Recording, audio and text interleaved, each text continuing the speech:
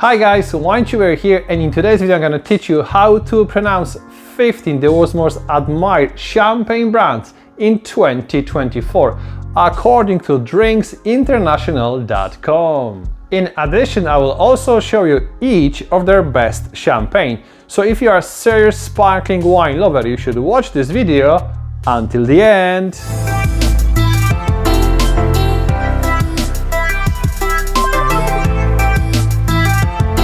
Before we start, many thanks to the corkscrew wine and spirit merchants for helping me with this video. And if you're watching my channel for the first time, please consider to subscribe. Our first house, which is Philiponnatt, was established in 1522.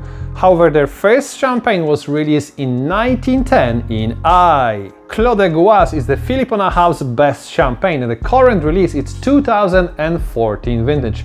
One bottle will cost you approximately $310 US. Veuve Cliquot House was founded in 1772 in Reims. In 1972, to mark 200th anniversary, Veuve Cliquot launched their prestigious champagne called La Grande.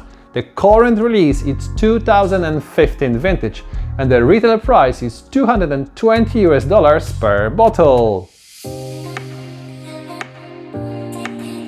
The lucky number 13 belongs to the Champagne Drappier house that was founded in 1808 in small village of Vielles. The best champagne produced by Drappier is Grand Sendree, which is in fact the single vineyard champagne. The current release is 2012, and the average retail price is around $145 US. The history of champagne Jacquessonm goes back to 1798. However, the success story really began in 1988. Jacquessonm is based in DZ, and it's very well known from the terroir-driven Cuvées 700. It's really hard to pick best champagne from Jacquessonm range. However, my favorite one is Vauzelle Terme Grand Cru 2008 vintage, which is retailing around $300 US per bottle. Laurent-Perrier house was founded in 1812, and in 1889 this house launched the very first champagne called Zero Dosage, champagne without sugar.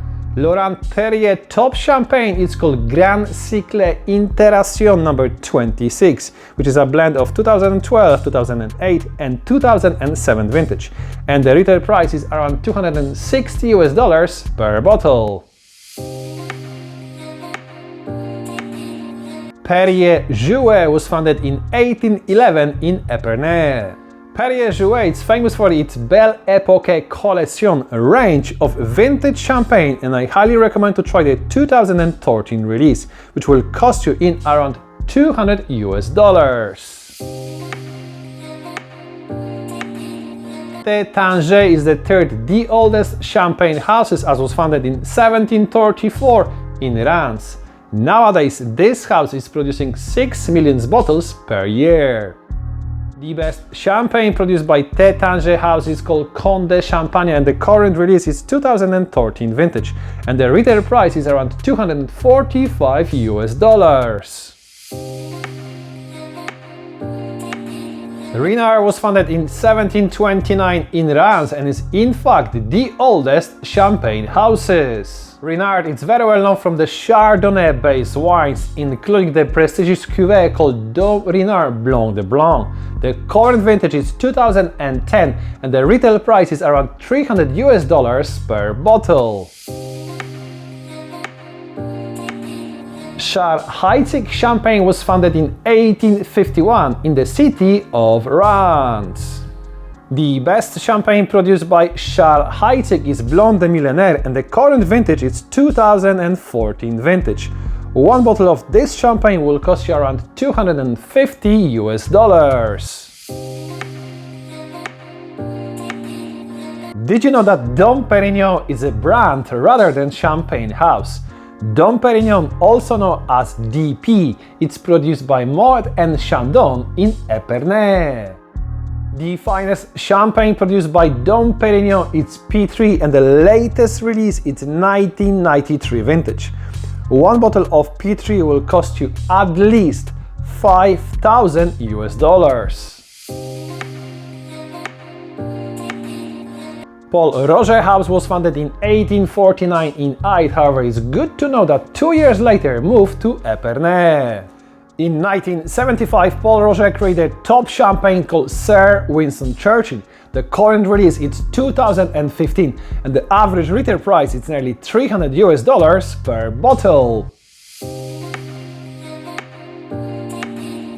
Billecart-Salmon was founded in 1818 and is very well known from the production of pink champagnes. However, their best champagne called Le Clos Saint-Hilaire is white and the current vintage is 2007.